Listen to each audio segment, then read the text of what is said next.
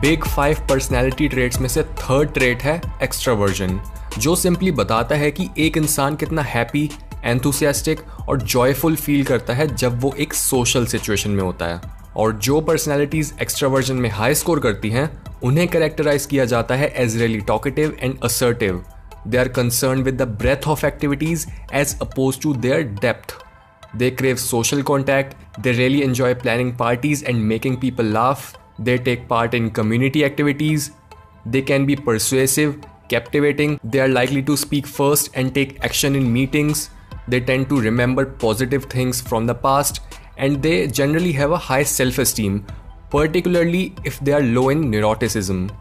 Highly extroverted लोग काफ़ी enthusiastic employees बनते हैं और वो काफ़ी अच्छे फिट होते हैं सेल्स में या फिर किसी भी ऐसी जॉब में जिसमें पब्लिक स्पीकिंग या फिर परसुएशन जैसी स्किल्स चाहिए होती हैं। और चांसेस हैं कि वो ऐसी जॉब्स जिनमें अकेले रहकर काम करना होता है, जैसे कंप्यूटर प्रोग्रामिंग या फिर अकाउंटिंग, उनमें अपना बेस्ट एफर्ट नहीं दे पाएंगे और जल्द ही वो जॉब क्विट कर देंगे या फिर एक मिजरेबल लाइफ जीने लगेंगे। बट अपने हाईली आउटगोइंग नेचर की वजह से एट टाइम्स एक्सट्रोवर्टेड लोग इम्पल्सिव भी बन सकते हैं, especially in the context of fun social situations. इसके साथ ही extroverts more than average future को सेक्रीफाइस कर देते हैं प्रेजेंट के लिए। सो अगर वो स्टडी कर रहे हैं या फिर कोई और इम्पॉर्टेंट काम कर रहे हैं और उन्हें एक पार्टी के लिए इनवाइट करा जाए तो वो बाहर जाकर लोगों से मिलना और मेमोरीज बनाना प्रेफर करेंगे as oppose to work without any distractions. ये बिहेवियर पर्टिकुलरली उन एक्सट्रोवर्ट्स पर अप्लाई होता है जो कॉन्शियसनेस में लो होते हैं। नाउ इस ट्रेट को डीपली समझने के लिए हम इसके दो सब कॉम्पोनेंट्स के बारे में भी बात कर सकते हैं, यानी एंथुसियाज्म और असर्टिवनेस। दोनों के ही नाम से क्लियर है कि ये किस बारे में है। जो लोग एंथुसियाज्म में हाई स्कोर करते हैं वो ईजिली एक्साइटेबल, ऑप्टिमिस्टिक और हैप्पी रहते हैं। और क्योंकि ये इतने टॉकेटिव और सोशल होते हैं, इन लोगों को जानना भी काफ़ी ईजी होता है। दूसरी तरफ जो लोग असर्टिवनेस में हाई स्कोर करते हैं उनके लिए अपने ओपिनियंस एक्सप्रेस करना बहुत ज़रूरी होता है और वो डोमिनेटिंग, इन्फ्लुएंशियल और एक लीडर की तरह होते हैं। असर्टिवनेस के ये ट्रेट्स काफ़ी अच्छे साबित होते हैं जब एक एक्सट्रोवर्ट नॉलेजेबल और कॉम्पिटेंट होता है।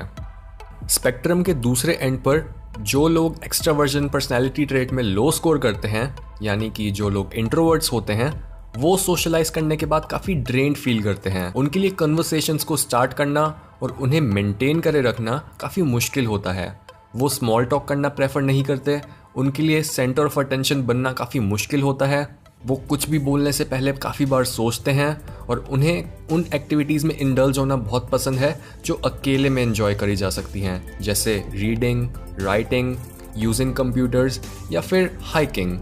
और ये सेम रीज़न है कि क्यों ज़्यादातर क्रिएटिव लोग वो होते हैं जो लंबे टाइम तक सॉलिट्यूड में रहते हैं, क्योंकि सिर्फ लंबे टाइम तक अकेले रहने पर ही हम अपने आप को जान पाते हैं और एक रिच इनर वर्ल्ड डेवलप कर पाते हैं।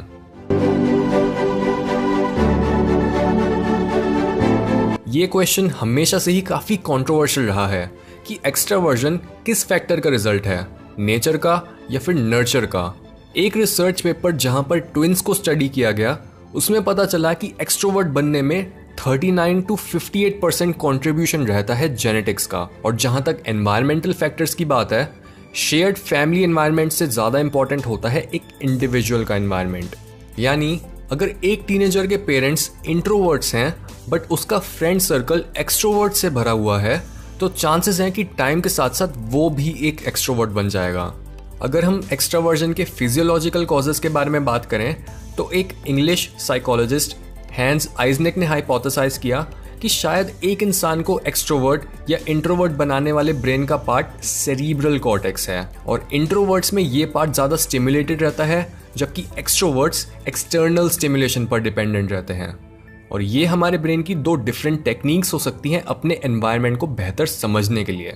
इस हाइपोथेसिस का एक और एविडेंस ये है कि इंट्रोवर्ट्स एक्सट्रोवर्ट से ज़्यादा सेलिब्रेट करते हैं जब उनकी टंग लेमन जूस के कांटेक्ट में आती है, और ये होता है उनके रेटिकुलर एक्टिवेटिंग सिस्टम की इंक्रीज्ड एक्टिवेशन की वजह से। बट हमें पता है कि ये सिस्टम सोशल कांटेक्ट के टाइम भी एक्टिवेट होता है, और ये बताता है कि क्यों इंट्रोवर्ट्स इतना स्ट्रांगली रिएक्ट करते हैं जब वो लोगों से मिलते हैं और क्यों वो बाद में ड्रेन्ड फील करते हैं। इसके साथ ही एक्सट्रोवर्ट्स में मेसोलिम्बिक डोपामीन सिस्टम भी ज़्यादा सेंसिटिव होता है, जो कि उनकी पोटेंशियल रिवॉर्ड से जुड़ी एक्साइटमेंट को काफ़ी बढ़ा देता है। हमने इस वीडियो में सीखा कि एक्स्ट्रावर्जन एक पॉजिटिव ट्रेट है जिसके दो सब कंपोनेंट्स हैं, एंथुसियाज्म और असर्टिवनेस। पर लो एक्स्ट्रावर्जन भी एक पॉजिटिव मैनर में एक इंडिविजुअल को क्रिएटिव और डीप बना सकता है। इसके साथ ही एक्सट्रोवर्ट्स काफ़ी टॉकेटिव, सोशल, आउटगोइंग और एनर्जेटिक होते हैं। अपने नेचर की वजह से ये लोग काफ़ी अच्छे सेल्स पर्सन या फिर पब्लिक स्पीकर्स बनते हैं। बट अगर एक्सट्रोवर्ट्स अपनी हैबिट्स पर ध्यान ना दें तो ये ईजिली इम्पल्सिव बिहेवियर भी शो करने लगते हैं। एक इंसान को एक्सट्रोवर्ट बनाने में एनवायरनमेंट और जेनेटिक्स दोनों का इन्फ्लुएंस होता है। एंड लास्टली, एक हाइपोथेसिस के हिसाब से एक्सट्रोवर्जन और इंट्रोवर्जन दोनों डिपेंडेंट होते हैं कॉर्टिकल स्टिमुलेशन पे। यानी अगर एक इंसान का सेरिब्रल कॉर्टेक्स अपने आप से ही काफ़ी स्टिमुलेटेड है तो उसे एक्सटर्नली स्टिमुलेट करने की ज़रूरत नहीं है और इस तरह वो एक इंट्रोवर्ट बन जाता है। दूसरी तरफ एक्सट्रोवर्ट्स में कॉर्टिकल स्टिमुलेशन कम होने की वजह से वो एक्सटर्नल स्टिमुलाई पर डिपेंडेंट रहते हैं।